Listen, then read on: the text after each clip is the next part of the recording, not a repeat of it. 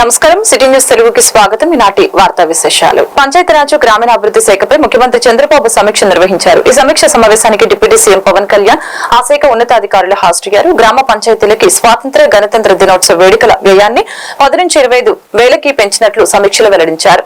గ్రామీణ ప్రాంతాల్లో పారిశుద్ధ్య నిర్వహణకి ప్రత్యేకమైన మొబైల్ యాప్ రూపొందించి పర్యవేక్షిస్తున్నట్లు సీఎంకి గ్రామీణాభివృద్ధి శాఖ తెలిపింది. స్థానిక సంస్థల ఎన్నికల్లో ఇద్దరు కంటే ఎక్కువ పిల్లలుంటే పోటీకి అనర్హత వేటు నిబంధనలు తొలగించినట్లు సీఎం చంద్రబాబు తెలియజేశారు. దీనిపై పంచాయతీరాజ్ గ్రామీణాభివృద్ధి శాఖ ప్రభుత్వానికి ప్రతిపాదనలు సమర్పించింది. ఈ నెల 23వ తేదీన 13,326 పంచాయతీల్లో గ్రామ సభలు నిర్వహించనున్నట్లు deputy CM Pawan Kalyan CM Chandrababu నాయుడికి వివరించారు.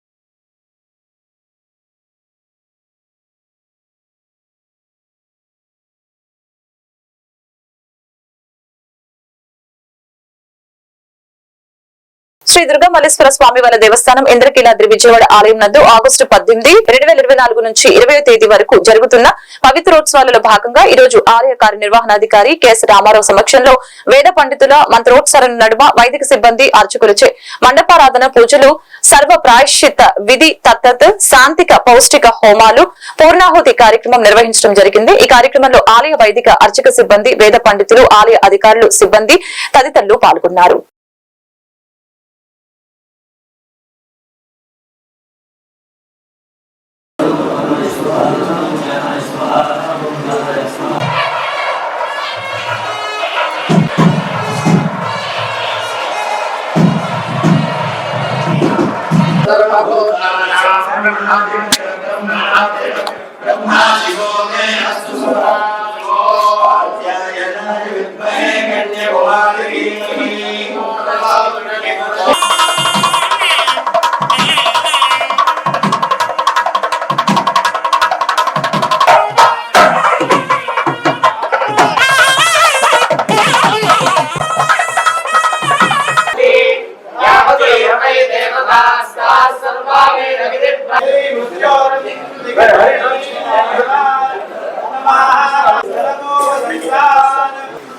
ఇంద్రకీలాద్రి క్షేత్రంపై దుర్గా మల్లేశ్వర స్వామి వారి యొక్క దివ్య సన్నిధానంలో పవిత్రోత్సవాలు సంపూర్ణమైనాయి. ఈ పూర్ణాహుతితో అలాగే కలశల సంప్రోక్షణతో దేవాలయంలోని ప్రధాన దేవీ దేవతలు అలాగే ఉపాలయాల్లో ఉన్నటువంటి దేవీ దేవతలందరికీ కూడా సంప్రోక్షణ నిర్వహించడం జరిగింది. అందరికీ పవిత్ర మాలధారణ కూడా మొన్నటి రోజున చేయడం జరిగింది. త్రయాన్నిక దీక్షగా అంటే 3 రోజుల దీక్షగా నిర్వహించినటువంటి పవిత్రోత్సవాలు నేటితో సంపూర్ణమైనాయి. మరి ఈ పవిత్రోత్సవాల సందర్భంగా మాకు సహకరించిన 50 మంది వైదిక సిబ్బందికి, పురోహితులకు, అలాగే అర్చకులకు, పరిచారకులకు, మరి ముఖ్యంగా ఈ కార్యక్రమాన్ని మా వెంట ఉండి నడిపిస్తున్నటువంటి దేవాదాయ శాఖ అధికారులకు, దేవాదాయ శాఖ అమాత్యులకు, స్థానిక ఎమ్మెల్యే ఎంపీలకు కూడా మేము కృతజ్ఞతలు తెలియజేస్తూ ఈ ప్రసాదాన్ని అందరికీ అందజేస్తామని తెలియజేస్తున్నాము. పవిత్రోత్సవాలలో ఏవైనా దోషాలు ఉన్నట్టయితే మరి తెలియక చేసినటువంటి తప్పులు కానీ, ఆచరణ లోపంలో మంత్రహీనమో క్రియాహీనమో జరిగి ఉండవచ్చు. వాటన్నింటినీ ప్రార్థిస్తూ క్షమాప్రార్థన నిర్వహిస్తూ ఈ పవిత్రోత్సవాలు నిర్వహించడం జరుగుతుంది. వేద మంత్రాల చేత జలాలను మంత్రీకరించి ఆ జలాలతో ప్రోక్షణ నిర్వహించి, హవనము నిర్వహించి మరి ఆలయం యొక్క పవిత్రత కోసం, ఆలయంలో శక్తి కోసం, బింబాలలోని శక్తిని మరలా పునః ప్రతిష్ఠ చేయడం కోసం ఈ కార్యక్రమాలన్నింటినీ నిర్వహించబడ్డాయి. ఈ కార్యక్రమాన్ని సహకరించినటువంటి మీడియా మిత్రులందరికీ కూడా సహృదయ నమస్కారాలు తెలియజేసుకుంటూ విజయవాడ గుణదలలో ఈఎస్ఐ హాస్పిటల్ కార్మిక శాఖ మంత్రి వాసంశెట్టి సుభాష్ ప్రారంభించారు. ఈ సందర్భంగా వాసంశెట్టి సుభాష్ మాట్లాడారు. గత 5 సంవత్సరాల పాలనలో ఈఎస్ఐ హాస్పిటల్ ని నిర్వీర్యం చేసి అవినీతిమయం చేశారని మండిపడ్డారు. సరైన ఎక్విప్మెంట్ లేకుండా చేశారని, ఉద్యోగుల భర్తీ చేయాలని అన్నారు. గత 5 సంవత్సరాల్లో ఎంప్లాయ్ కొరత ఏర్పడిందని, చాలా మంది కార్మికులు ఇబ్బందులు ఎదుర్కొన్నారని, వైఎస్ఆర్ బీమా పేరుతో నాశనం చేశారని మండిపడ్డారు. ఈఎస్ఐ హాస్పిటల్ నిర్వీర్యం చేశారని, 10 లక్షల వరకు వైద్యం చేపించుకోవడానికి అవకాశం ఉంటుందని తెలిపారు. ఈ కార్యక్రమంలో తూర్పు నియోజకవర్గ ఎమ్మెల్యే గద్ద రామ్మోహన్, హాస్పిటల్ సూపరింటెండెంట్, డాక్టర్స్, సిబ్బంది పాల్గొన్నారు.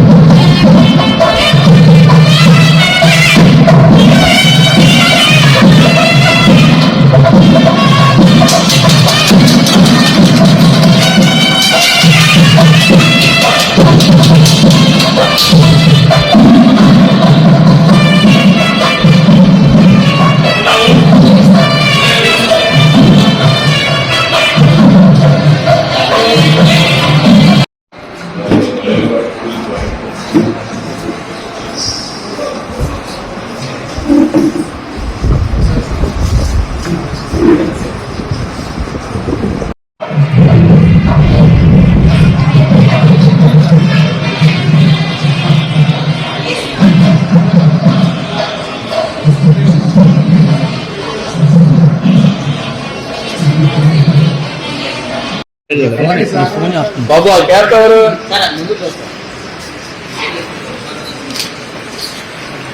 పట్టుకోండి సార్. మీతో సార్ మీరు ఇటు వచ్చేయండి. మీరు పక్కనండి సార్.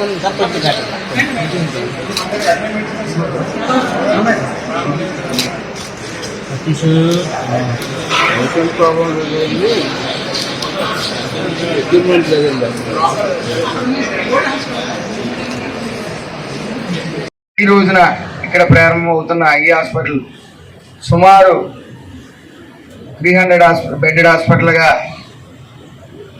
సిద్ధం చేయడానికి, అతి తక్కువ కాలంలో సిద్ధం చేయడానికి అన్ని ప్రణాళికలు రూపొందించడం జరిగింది.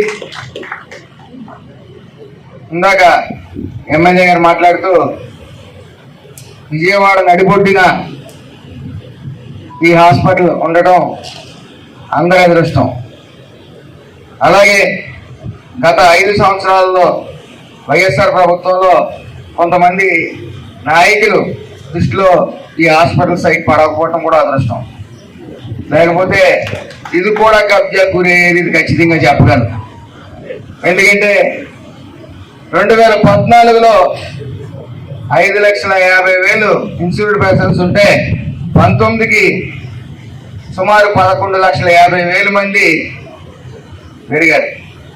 మరి ఈ 5 సంవత్సరాల్లో 14 లక్షలు. అలాగే ఈఎస్ఐ హాస్పిటల్స్ తీసుకుంటే కేంద్రం నుంచి 450 కోట్లు రాగా 160 కోట్లు మాత్రమే వినియోగించుకుని మిగతాది కూడా నిరుపయోగంగా వదిలేయటం మన అందరికీ 5 సంవత్సరాల్లో కూడా ప్రతిదీ అవినీతి. ఎక్కడా కూడా ఎవరి వృత్తి వాళ్ళు చేసుకునే విధంగా లేని పరిస్థితి. మరి మా అదృష్టం నారా చంద్రబాబు నాయుడు గారు ఈ శాఖకి సంబంధించి వెల్ ఎక్స్పీరియన్స్ సెక్రటరీ గారు ఎంఎం నాయక్ గారిని పెట్టడం, అదేవిధంగా ఆంజనేయులు గారు డైరెక్టర్ ఆఫ్ యుఎస్ఏ, ఆయన మీద కూడా ఏ అవినీతి, ఎందుకంటే 5 సంవత్సరాలు దాటుకుని అవినీతి లేకుండా బయటపడటం అంటే చాలా కష్టం వైఎస్ఆర్ ప్రభుత్వంలో. ఎందుకంటే అధికారులను ఎదరగ దోసి గెంటి అవినీతి చేయటం మనం చూసాం. కలకత్తాలో జూనియర్ వైద్యురాలిపై హత్యాచార ఘటనపై నిరసనగా విజయవాడ ప్రభుత్వ హాస్పిటల్లో గత 4 రోజుల నుంచి దీక్ష చేసిన జూనియర్ డాక్టర్లు ఈ సందర్భంగా జూనియర్ డాక్టర్స్ మంతెన రంగరాజు జాగృతి మీడియాతో మాట్లాడారు. ప్రతి మగవారు కూడా ఆడవారిని గౌరవించాలి, అప్పుడే స్త్రీలకు రక్షణ ఉంటుందని తెలియజేశారు.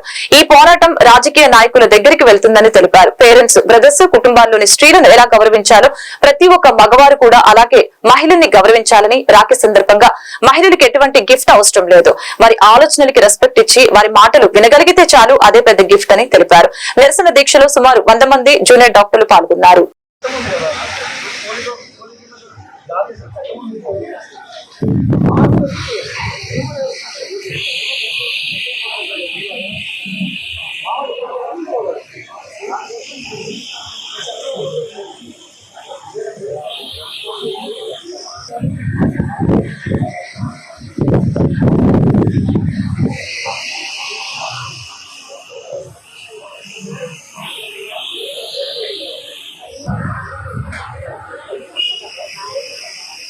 అన్న వద్దన్న ప్రజెంట్. నా పేరు మంతెన రంగరాజ్ అండి. ఇక్కడ హౌస్ సర్జన్ గా పనిచేస్తున్నాను. ఈరోజు రాఖీ సందర్భంగా నేను రావడానికి కారణం ఏంటంటే, ఈ అక్క చెల్లెమ్మలకు అందరికీ నేను ఒక తమ్ముడిగా, అన్నగా, స్నేహితుడిగా అండగా నిలబడతానని చెప్పాలనుకుంటున్నాను. ఈ మార్పు మన అబ్బాయిల నుంచే రావాలి. మా మనస్తత్వంలో, థింకింగ్ ప్రాసెస్ లో మార్పు రావాలండి. అప్పుడే ఈ అత్యాచారాలు కానీ అన్ని జరగకుండా ఉంటాయి. ఈ జరిగే ఈ పోరాటంలో నేను ఫ్రాక్చర్ జరిగిన రావడానికి కారణం ఏంటంటే, నన్ను ఒక స్ఫూర్తిగా తీసుకొని ఇంకా మిగతా వాళ్ళందరూ రావడానికి అది ఒక స్ఫూర్తిగా ఉంటుందని నేను రావడం జరిగింది. ఇది ఇంకా పోరాటం ఇంకా కంటిన్యూ అవుతూనే ఉండాలని చెప్పేసి నేను రావడం జరిగిందండి. ఈ పోరాటం ఇప్పుడిప్పుడే ఇంకా పెరుగుతూ అందరికీ తెలుస్తూ ఉంది. ఇంకా మిగతా వేరే కాలేజెస్ కానీ ఇంకా యాడ్ అవుతూ ఉన్నాయండి. అలాగే ఇది ఇంకా పెరిగి మొత్తం రాజకీయ నాయకుల దాకా వెళ్ళి, గవర్నమెంట్ దాకా వెళ్ళి మాకు న్యాయం జరుగుతుందని, సపరేట్ ప్రొటెక్షన్ యాక్ట్ మాకు వైద్యులకి వస్తుందని చెప్పేసి కోరుకుంటూ ఈ పోరాటంలో ఒక బాధ్యుడిగా రావాల్సి జరిగిందండి. నా పేరు మంతెన రంగరాజ్ అండి. ఇక్కడ హౌస్ సర్జన్ గా పనిచేస్తున్నాను. మన ఎస్ఎన్సి కాలేజ్ సంబంధించి జాగృతి. ఇక్కడ ఫారెన్సిక్ మెడిసిన్ పీజీలో పనిచేస్తున్నాను ఎస్ఎన్సీలో. ఆల్రెడీ మా తమ్ముడు చెప్పినట్టు మార్పు అనేది ఎక్కడో రాదండి. ఇక్కడ మేము ఈరోజు పోరాడుతున్నామంటే ప్రతి ఆడపిల్ల నొప్పిని మేము రిప్రజెంట్ చేస్తూ పోరాడుతున్నాము.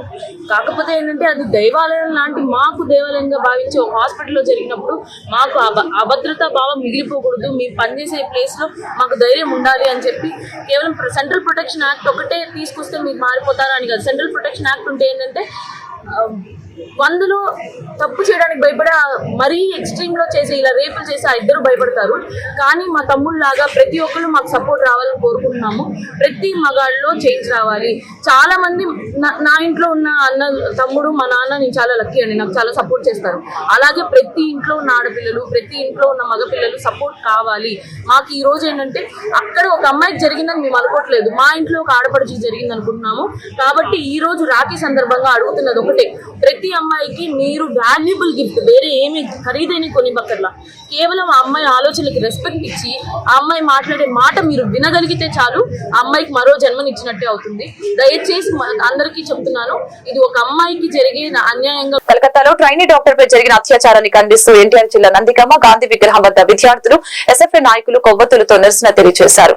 ఈ సందర్భంగా ఎస్ఎఫ్ఐ జిల్లా అధ్యక్షులు గోపి నాయక్ మీడియాతో మాట్లాడారు. ఘటన జరిగి వారం రోజులు అవుతున్నా కూడా దేశవ్యాప్తంగా ప్రజలు, విద్యార్థులు ఆందోళన చేస్తున్నా నేటి పాలకులు ఎటువంటి చర్యలు తీసుకోకపోవడం దుర్మార్గమని తెలిపారు. ఈ కార్యక్రమంలో డాక్టర్ సత్యనారాయణ, డాక్టర్ సాయి స్వరూప, ఎస్ఎఫ్ఐ నాయకులు తదితరులు పాల్గొన్నారు.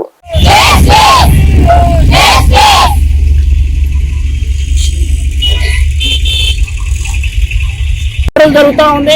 కానీ కేంద్రంలో ఉన్న బీజేపీ ప్రభుత్వం గానీ, రాష్ట్రాల్లో ఉన్న ప్రభుత్వం గానీ ఈ రోజు మహిళల పట్ల జరుగుతున్న దాడిని ఖండించడంలో రాష్ట్ర ప్రభుత్వం, కేంద్ర ప్రభుత్వం పూర్తిగా విఫలమవుతూ ఉంది. ఇప్పటికైనా రాష్ట్ర ప్రభుత్వం గానీ, కేంద్ర ప్రభుత్వం గానీ వెంటనే స్పందించి ఏదైతే బాధిత కుటుంబం ఉందో ఆ కుటుంబాన్ని ఆదుకోవాలని ఈ రోజు ఎస్ఎఫ్ఐ డిమాండ్ చేస్తా ఉన్నాం. అంతేకాదు, ఈ రోజు దిశ చట్టం ఉన్నా, అనేక చట్టాలు ఉన్నా కూడా ఈ రోజు విద్యార్థుల మీద దాడులు జరుగుతూ ఉన్నా కూడా కనీసం పట్టించుకుని ప్రభుత్వం ఈ రోజు మనం చూస్తూ ఉన్నాం. ఇప్పటికైనా రాష్ట్ర ప్రభుత్వం వీటి మీద కఠినంగా శిక్షించాలని మేము ఎస్ఎఫ్ఐ డిమాండ్ చేస్తాం. ఆడపిల్లల వైపు కన్నెత్తి చూడాలంటేనే భయపడే విధంగా కేంద్ర రాష్ట్ర ప్రభుత్వాలు చట్టాలు తీసుకుని రావాలని డాక్టర్ సాయి రూపా తెలిపారు. ఎన్టీఆర్ జిల్లా నందిగామలో జనసేన పార్టీ సమన్వయకర్త తంబళ్లపల్లి రమాదేవి ఆధ్వర్యంలో కొవ్వొత్తుల ర్యాలీని నిర్వహించడం జరిగింది. ఎప్పుడైతే ఆడపిల్లలు అర్ధరాత్రి స్వతంత్రంగా తిరుగుతారో అప్పుడే నిజమైన స్వతంత్రం వచ్చినట్లని ఆమె తెలిపారు. ఈ కార్యక్రమంలో జనసేన పార్టీ వీర మహిళలు కార్యకర్తలు పెద్ద ఎత్తున పాల్గొన్నారు.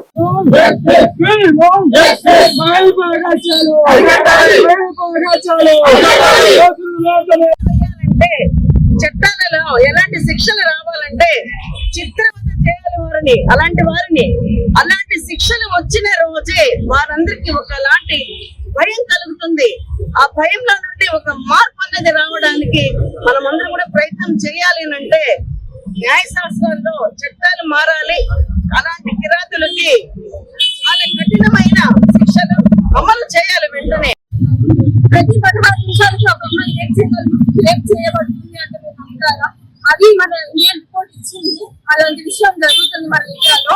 కేవలం మన ఇంట్లో వాళ్ళు జాగ్రత్తగా చూసేదే కాదు, పుట్టిన వాళ్ళని కూడా జాగ్రత్తగా చూడాలి. ప్రతి ఒక్కరిలో ఒక అక్కతోనూ ఒక చెల్లితోనూ ఒక సంబంధం ఉండాలి. ఈ వార్తలు ఇంతటితో సమాప్తం. మరొక బులెటిన్ మళ్ళీ కలుద్దాం. నమస్కారం.